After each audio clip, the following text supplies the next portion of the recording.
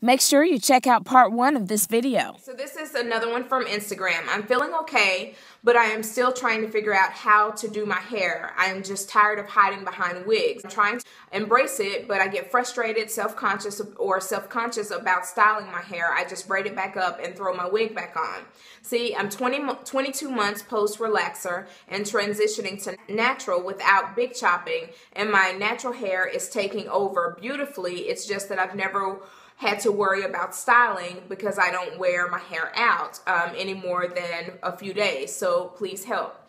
I think that is actually a great thing that you are transitioning for so long and that your hair is able to transition. My hair did not do well with transitioning, so I had to, what I did was kind of similar to what you're doing. I actually wore my hair in a phony pony for a full year because my hair was not doing well transitioning. Plus, when my natural hair began to grow in more and more and it was taking over, it literally looked like my hair literally looked like a stringy afro mullet. It was a hot mess. So once I hit 8 months, I actually trimmed a lot of it off, leaving only about 2.5 inches of my relaxed hair still on because I couldn't even get good ponytails anymore because my hair, when I would put it in a ponytail, my ponytail holder would slide down to the little skinny, scraggly ends. But with that being said, one of the things that really helped me, especially when I did my big chop or when I was wearing my phony pony, even though my hair was I wore my hair in a ponytail all the time, what I did to help myself get used to it, I actually would go, when I was around the house, I would take that pony off, take my hair out, and then I would allow myself just to kind of walk around the house the whole full day. And this helped me to get used to what my hair would actually look like being much shorter because my hair was always long. Even growing up and as an adult, my hair was always long. So I wasn't used to having this short hair or let alone this natural hair. And my hair was at the time just this big frizzy fro mess, and it was a mess. But for me, and when I was looking at it, in my eyes, it was a mess because it wasn't what I was used to.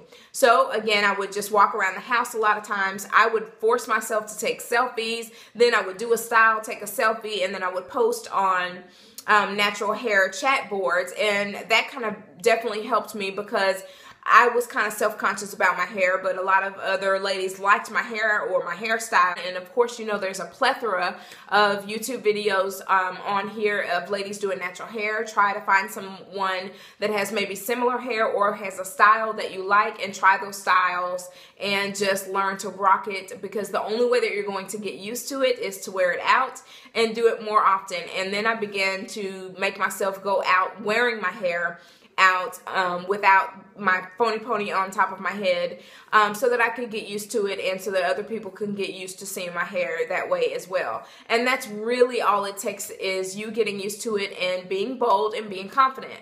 At the end of the day, your natural hair is the original design of what God has created you to be and created your hair to look like.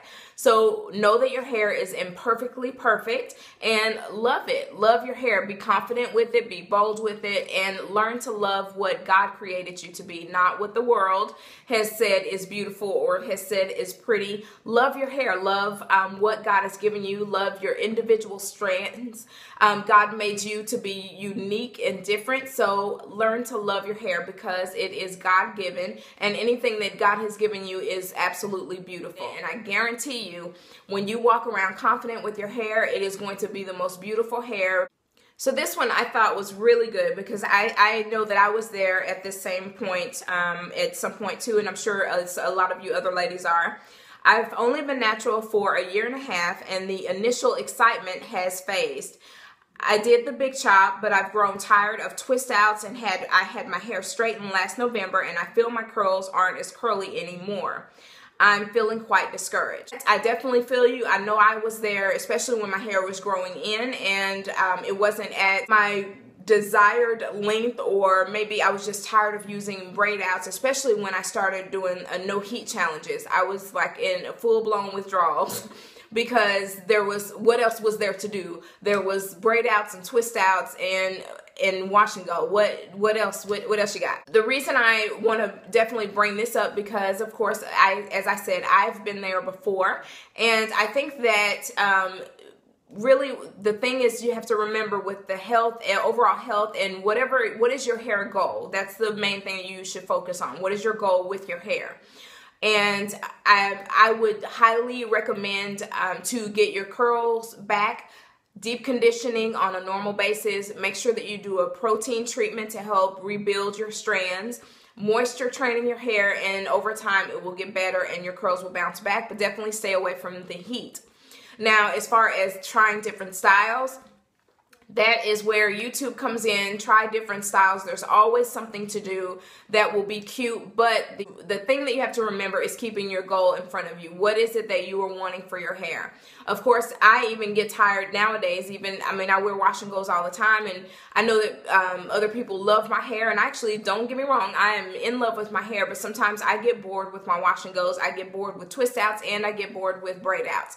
But the thing is I know what my goal is, and I know that I'm going to have to sacrifice. That means that sometimes you have to just stick in there and wear the braid outs, wear the twist outs until you get to the goal that you are wanting with your hair. My overall goal strictly is health. I walked around for years with long, unhealthy hair, literally what I consider to be, or the average person would consider to be, long hair. But my hair was thin and it was damaged and it was just not healthy.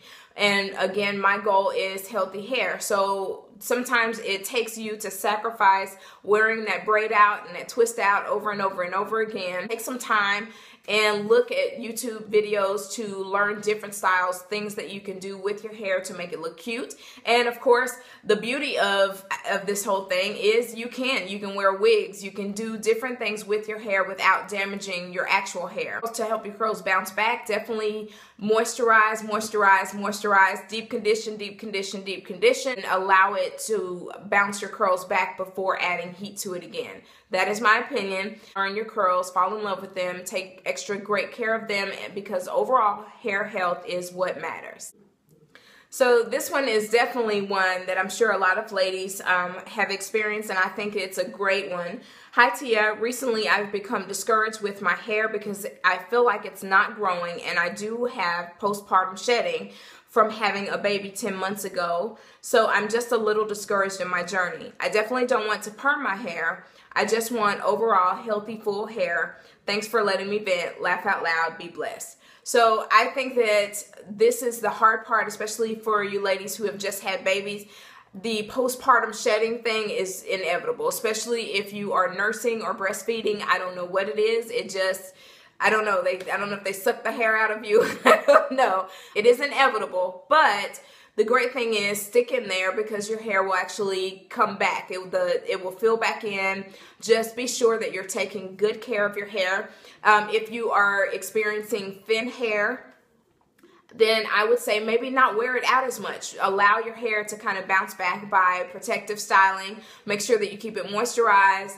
Definitely keep it detangled, and I would say make sure that you're wearing your satin scarf to help avoid more breakage or more unnecessary shedding. Keep your hair moisturized by keeping it tied up at night, or sleep on a satin pillowcase. Be sure that you're taking a healthy vitamin, which I'm quite sure that most of you ladies probably are if you've just had a baby or you're nursing. Just stick in there with taking good multivitamins, or maybe even a hair, skin, and nails vitamin if you are not nursing, and that goes along with what you're doing. Stay positive. This is the main thing. Don't get so caught up on it or worry so much. And I know it's you can say, look at Tia, really, you can say that, but you ain't there. Trust me, I've been there, so I can say I think the easiest thing is to not focus on it. The less you focus on it, then the less of a worry or an anxiety that it will be, and then in no time, your hair will be back to normal. So this is something that I often find, ooh, girl, that take too much time. I don't have time for that. Listen, one of my many epiphanies that I have learned in my lifetime is you make time for what's important to you. I don't care what it is. If it's something that you want to do, you make time for it. And of course, I know, ladies, that we have busy schedules. I know that we have kids. I know that we have jobs. We have so much. And sometimes you just want to chill and just not be bothered. But you have to sacrifice sometimes. Things that you want, you're going to have to sacrifice something for it. It just is what it is. It's bottom line, you're going to have to. So if your pursuit is overall healthy hair, then you are going to have to make time for it. You're going to have to either schedule you some time or sacrifice some time somewhere within your schedule to take care of your hair. Yes, natural hair can be very time consuming, especially, I mean, my husband, I'll be transparent, my husband sometimes even complains now, like, babe, oh, you finna do your hair. But here's the beauty in it. This is the way I look at it. Because I have taken really good care of my hair when I do my wash and go process, yes, it may take me 2 hours to do, but I don't have to fool with my hair for the rest of the week. I mean, you can't beat that. I don't really deal with my hair for the rest of the week, especially if I'm wearing a wash and go. I spend the time, deep condition my hair, and of course wash my hair out, and I do my detangling, and my hair is good, and it's a beautiful thing. Now, I know some of you ladies, your hair will not last a week. It just will not do it. But even still, if you think of it as, let me create a routine where I'm only doing my hair once or twice a week, then it just will pan out. It kind of balances out. So yes, it may cost you some time on that one day, but what about these other days where you're not dealing with your hair at all? Versus doing all of this other little random little stuff to make it happen, or you're throwing on wigs, or you're getting it braided, or you're adding braids to your hair, but you're not seeing any progress with your hair. Again, bottom line, you make time. When Scandal comes on, you making time. I know y'all was making time for Empire. I know it. So just like I said, if you want to do something, then you have to make the time for it. So just like you schedule out your time to watch your show, do it. Something I do to help pass the time is I actually bring my little tablet in with me or my phone, and I have Netflix, I have Hulu on both devices, and I will sit in here and I will watch some shows while I'm doing my hair, because it helps to pass the time, and it allows me not to feel antsy and continue to be focused on, oh God, I got to do this, or crap, I got to put the trash out, or I got to do, just whatever, I got to make dinner, I got to do this, or I want to get this done, or I want to, whatever it is. Do something and learn to love your hair. And that's part of the journey. That's part of you having healthy hair, is you learning to love your hair and learning what works for your hair. How can you do that if you don't make time for it?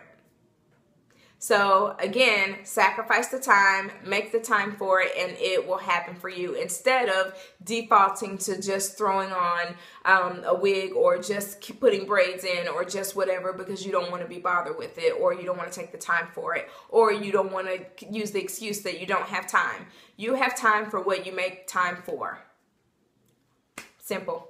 I have not gotten to every one of you, but of course I know this video has already ran so long, but I do hope that you found it helpful maybe. And if you want me to repeat this let's talk about it type of session, then maybe we can do these once a week, or maybe once a month. Probably once a month might be good, so that they don't become too redundant. And I hope that you enjoyed the answers to this question. Leave your comments in the comment sections below, part 1 of this video or part 2, and I will make sure that I come in and answer your question that way. And I hope that you found this I guess let's talk about it sessions very helpful and very encouraging. I hope that you've got some tips that were helpful to you. Bottom line is you want to just be consistent. Definitely just learn your hair, learn what works best for your hair, love on your hair, be consistent, make the time for it, and it will be good. And the main thing is you have to be confident, because if you're not, then you're never going to enjoy the journey. So I love you ladies. Bye. I'll see you in the next video.